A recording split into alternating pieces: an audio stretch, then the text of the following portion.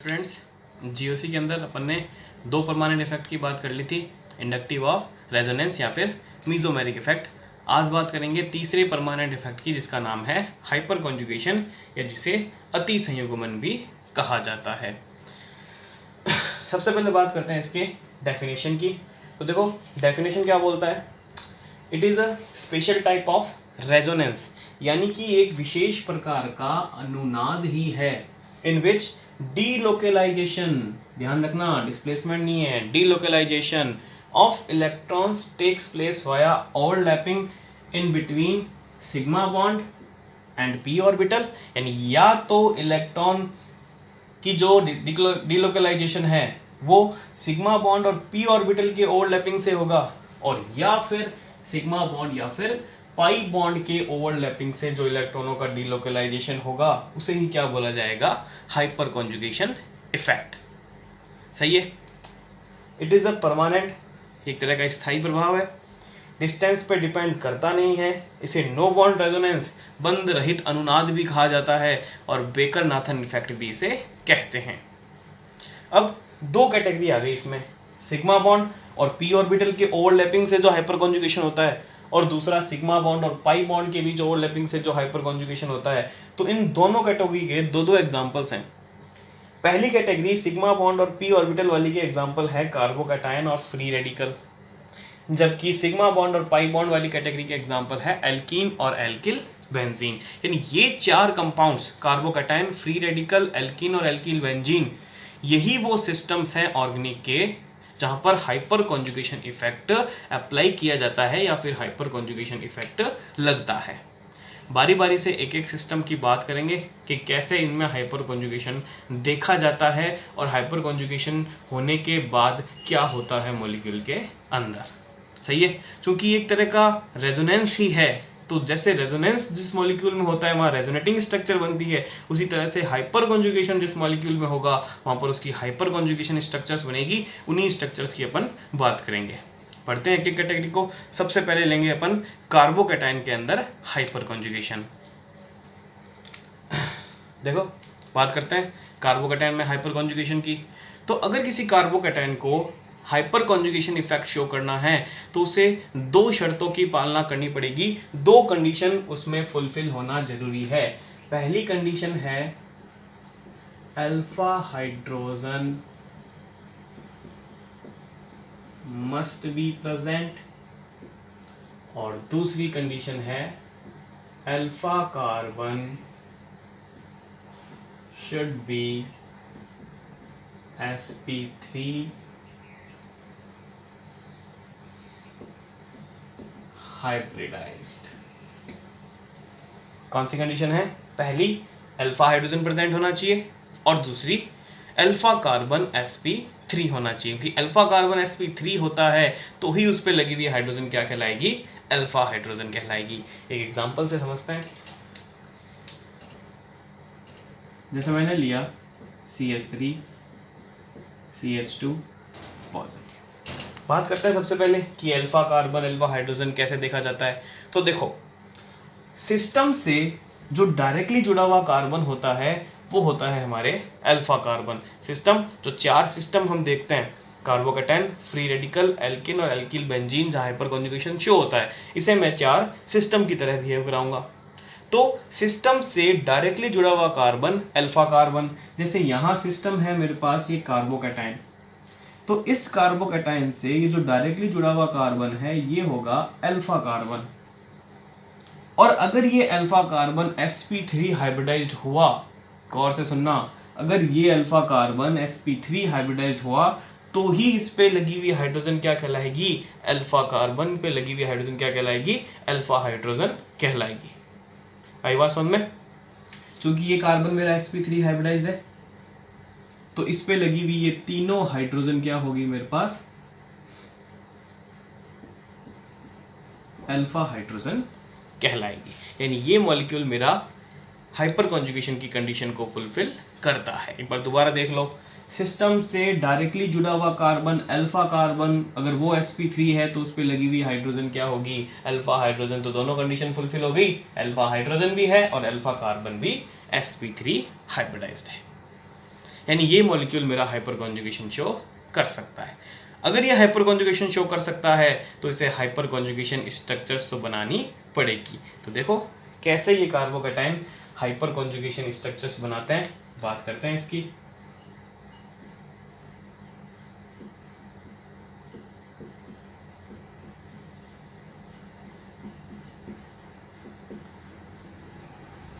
देखो ये carbon positive charge carbon है, इसका मतलब इसके पास एक वैकेंट पी ऑर्बिटल प्रेजेंट है, सही है। अल्फा हाइड्रोजन पार्टिसिपेट करती है हाइपर कॉन्जुगेशन के अंदर। तो देखो कैसे करेगी पार्टिसिपेट, अगर ये बॉन्ड के इलेक्ट्रॉन यहाँ आ जाए यानी ये H+ के फॉर्म में बाहर निकल जाए, तो देखो क्या होगा, जैसे ये बॉन्ड के इलेक्ट्रॉन यहाँ आएंगे, यहाँ डबल बॉन्ड आएगा और ये H+ यहाँ से बाहर निकल जाएगा, तो आपको मिलेगी कंडीशन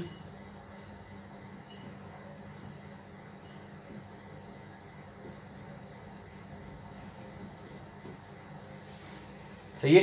तो देखो कार्बोकैटायन को अपन ने कैटेगरी में रखा था सिग्मा बॉन्ड और पी ऑर्बिटल वाली में।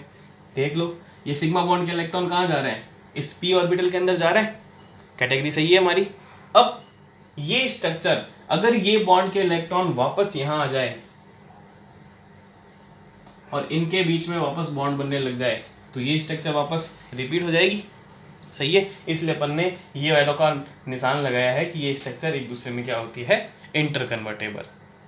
अब ये चीज दिमाग में आती है कि ये हाइड्रोजन ही क्यों गई, तो भैया जितनी भी अल्फा हाइड्रोजन होगी सारी की सारी पार्टिसिपेट करेगी हाइपर कॉन्जुगेशन स्ट्रक्चर बनाने में, यानी जितनी ज़्यादा अल्फा हाइड्रोजन होगी उतनी ही ज़्यादा हाइपर कॉन्जुगेशन स्ट्रक्चर्स बनेगी, और जितनी ज़्यादा हाइपर कॉन्जुगेशन स्ट्रक्चर्स बनती है उतनी ही ज़्यादा स्टेबिलिटी मिलती है आपको सिस्टम की। तो बनाते हैं इसकी आगे रेजोनेटिंग स्ट्रक्चर।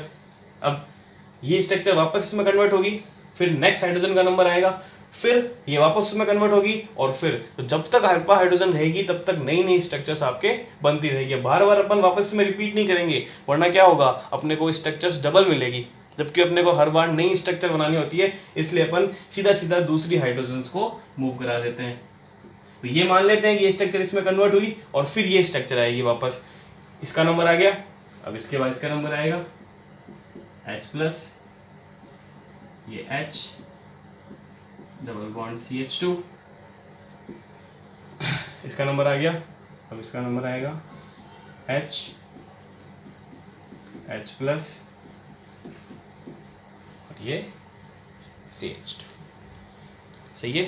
तो इस तरह से ये इसकी हाइपर कॉन्जुगेशन स्ट्रक्चर्स बनाई जाती है। तो यहाँ से क्या कंक्लूजन निकला कि नंबर ऑफ अल्फा हाइड्रोजन जितनी ज़्यादा उसकी हाइपर कॉन्जुगेशन स्ट्रक्चर उतनी ज़्यादा, और हाइपर कॉन्जुगेशन स्ट्रक्चर जितनी ज़्यादा होगी हम कहेंगे कि उस कंपाउंड की या उस सिस्टम की स्टेबिलिटी भी आपको उतनी ही ज़्यादा मिलेगी। यानी कार्बोकैटायन की स्टेबिलिटी के लिए आप हाइपर कॉन्जुगेशन इफेक्ट का यूज़ करते हो, सही है। तो ये आपका पहला सिस्टम हाइपर कॉन्जुगेशन इन कार्बोकैटायन। अब नेक्स्ट बात करेंगे hyper conjugation in free radical. बात करते हैं फ्री रेडिकल के अंदर हाइपर कॉन्जुगेशन की। तो देखो कंडीशन वही सेम रहेगी, अल्फा हाइड्रोजन की उपस्थिति, प्रेजेंस ऑफ अल्फा हाइड्रोजन, और अल्फा कार्बन sp3 हाइब्रिडाइज होना जरूरी है। एक एग्जांपल से समझते हैं इसको भी, उसी तरह का एग्जांपल आएगा, बस इस बार क्या होगा, पॉजिटिव की जगह रेडिकल लग जाएगा। वहाँ पे मैंने लिखा CH3 CH2 फ्री रेडिकल। तो अब सिस्टम क्या बन गया मेरे पास, ये फ्री रेडिकल मेरा सिस्टम बन गया। तो सिस्टम से directly attached carbon alpha carbon, चूंकि ये sp3 हाइब्रिडाइज्ड है तो इस पे लगी हुई हाइड्रोजन भी क्या कहलाएगी, अल्फा हाइड्रोजन कहलाएगी। कंडीशन फुलफिल है, कंडीशन फुलफिल है, इसका मतलब हाइपर कॉन्जुगेशन शो कर रहा है, और हाइपर कॉन्जुगेशन शो कर रहा है तो हाइपर कॉन्जुगेशन स्ट्रक्चर भी यहाँ पे बनेगी। तो देखते हैं किस तरह से ये अपनी हाइपर कॉन्जुगेशन स्ट्रक्चर बनाता है।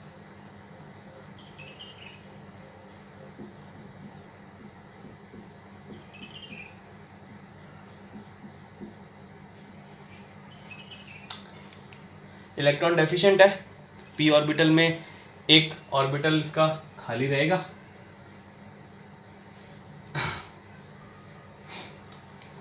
देखो किस तरह से होगा, ये फ्री रेडिकल का एक इलेक्ट्रॉन अगर यहाँ आ जाए और इस बॉन्ड का एक इलेक्ट्रॉन यहाँ आ जाए, दूसरा इलेक्ट्रॉन यहाँ चला जाए। बात की थी ना इसमें रेजोनेंस कैसे होता है फ्री रेडिकल के अंदर, उसी तरह से इलेक्ट्रॉनों का मूवमेंट हो रहा है।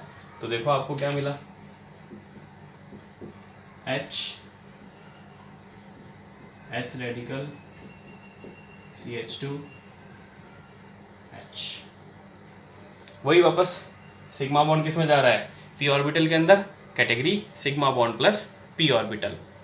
अब जिस तरह से ये एक हाइड्रोजन गई है वैसे बारी बारी से सारी हाइड्रोजन जाएगी, लेकिन इस स्ट्रक्चर में कन्वर्ट हो गए कि भाई इस बॉन्ड का एक इलेक्ट्रॉन वापस यहाँ आ जाए, ये वापस यहाँ आ जाए और ये एक इलेक्ट्रॉन यहाँ चला जाए, इनके बीच में वापस बॉन्ड बन जाए, तो ये स्ट्रक्चर वापस रिपीट हो जाएगी। इसे हम नो बॉन्ड रेजोनेंस क्यों कह रहे हैं, क्योंकि ये हाइड्रोजन यहाँ पर बॉन्ड के बिना भी इसके अंदर पार्टिसिपेट कर रही है। बहुत जल्दी जल्दी स्ट्रक्चर एक दूसरे में चेंज होती है, तो यहाँ इनके बीच में बॉन्ड नहीं होगा, फिर भी ये इसके अंदर पार्टिसिपेट कर रही है, इसलिए अपन इसको क्या बोला, नो बॉन्ड रेजोनेंस बोला। अब जिस तरह से ये एक गई है वैसे बारी बारी से दोनों हाइड्रोजन जाएगी, तो जितनी ज्यादा अल्फा हाइड्रोजन उतनी ही ज्यादा आपके पास हाइपर कॉन्जुगेशन स्ट्रक्चर बनेगी। सही है, तो यहां से क्या कंक्लूजन निकला हमारा, कंक्लूजन वही सेम कि नंबर ऑफ अल्फा हाइड्रोजन जितने ज्यादा, हाइपर कॉन्जुगेशन स्ट्रक्चर उतनी ही ज्यादा और स्टेबिलिटी भी उतनी ही ज्यादा। तो फ्री रेडिकल की स्टेबिलिटी देखने में भी हाइपर कॉन्जुगेशन इफेक्ट का यूज किया जाता है। आई बात समझ में, थर्ड कैटेगरी पे चलते हैं अपन, एल्कीन में कैसे हाइपर कॉन्जुगेशन शो होता है। बात करते हैं एल्कीन में हाइपर कॉन्जुगेशन की। कंडीशन यहाँ पे भी सेम है, अल्फा हाइड्रोजन प्रेजेंट होनी चाहिए और अल्फा कार्बन sp3 होना चाहिए, बस अल्फा कार्बन देखने का तरीका बदल जाएगा। अब सिस्टम आपके पास क्या बन जाएगा, एल्कीन सिस्टम बन जाएगा अब आपके पास। तो कोई एग्जांपल लूं, CH3 CH double bond CH2। तो देखो अब मेरा सिस्टम क्या हो गया, ये एल्कीन हो गया मेरा सिस्टम। तो एल्कीन से directly attach carbon alpha carbon, और अगर ये है sp हाइब्रिडाइज तो ये हाइड्रोजन भी क्या होगी, अल्फा हाइड्रोजन। कंडीशन फुलफिल है तो हाइपर कॉन्जुगेशन इफेक्ट शो करेगा, और हाइपर कॉन्जुगेशन इफेक्ट शो करेगा तो हाइपर कॉन्जुगेशन स्ट्रक्चर्स भी बनाएगा। अब कैटेगरी चेंज हो गई है, पहले सिग्मा बॉन्ड और p ऑर्बिटल वाली थी, क्योंकि एल्कीन हमने पढ़ा है सिग्मा और पाई ऑर्बिटल, सिग्मा और पाई बॉन्ड वाली। देखो किस तरह से,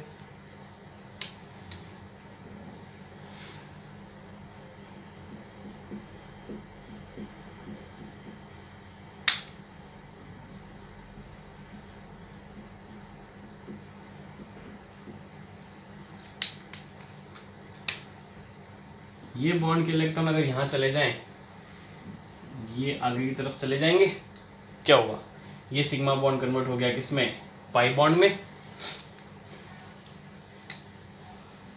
आपको मिल गया HCH plus double bond CH2 minus. तो इलेक्ट्रॉनों का डीलोकलाइजेशन हो रहा है सिग्मा बॉन्ड और पाई बॉन्ड में।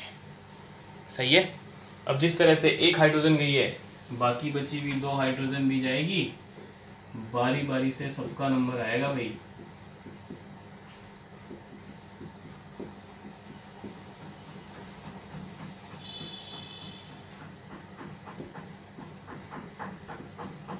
जितनी ज्यादा अल्फा हाइड्रोजन उतनी ही ज्यादा हाइपर कॉन्जुगेशन स्ट्रक्चर्स और उतनी ही ज्यादा एल्कीन की स्टेबिलिटी। लेकिन एल्कीन की स्टेबिलिटी आप सिर्फ और सिर्फ हाइपर कॉन्जुगेशन से नहीं देखोगे, दूसरी चीजें भी यहाँ पर मैटर करती है, बात करेंगे आगे वाले लेक्चरों में, किस तरह से सबकी बात करेंगे अपन, कार्बोकेटाइन, फ्री रेडिकल, एल्कीन, इन सब की स्टेबिलिटी। हाँ, एक पॉइंट है स्टेबिलिटी निकालने का हाइपर कॉन्जुगेशन, पर ये नहीं है कि सिर्फ यही इफेक्ट काम आएगा, दूसरी चीज़ें भी यहाँ पर मैटर करेगी। कौन सी पहले करेगी, कौन सी बाद में करेगी, ये उन्हीं टॉपिक्स के अंदर बात करेंगे। फटाफट देख लेते हैं चौथी कैटेगरी एल्किल बेंजीन की। एल्किल बेंजीन के अंदर किस तरह से हाइपर कॉन्जुगेशन होता है। कंडीशन यहाँ भी सेम है, अल्फा हाइड्रोजन और अल्फा कार्बन sp3 हाइब्रिडाइज्ड, बस सिस्टम चेंज हो जाएगा, सिस्टम एल्किल बेंजीन।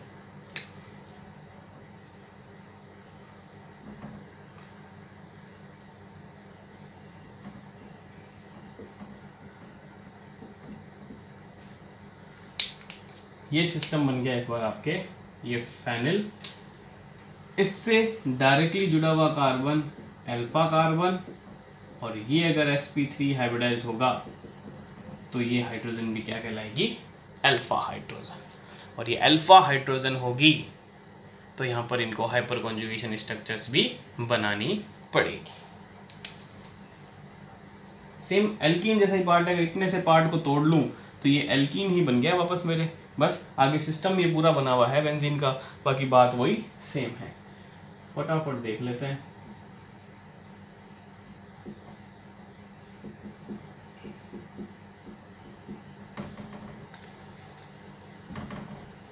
ये गया यहाँ पर, ये बॉन्ड के इलेक्ट्रॉन आगे की तरफ,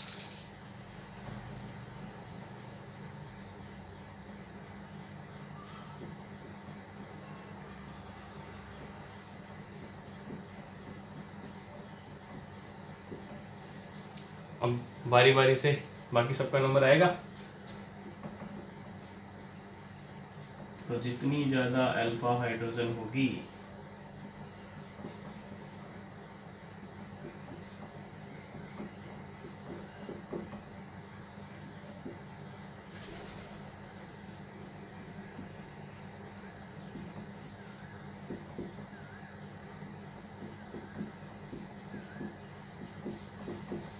उतनी ज़्यादा हाइपर कॉन्जुगेशन स्ट्रक्चर्स बनेगी। सही है। तो ये इस तरह से हाइपर कॉन्जुगेशन इफेक्ट क्या होता है और किन मॉलिक्यूल्स के ऊपर लगता है और किस तरह से हाइपर कॉन्जुगेशन स्ट्रक्चर्स बनाई जाती है। आई बात समझ में? आई होप आपको वीडियो पसंद आया। पसंद आए तो लाइक कीजिए, चैनल को सब्सक्राइब कीजिए और शेयर करना मत भूलिए।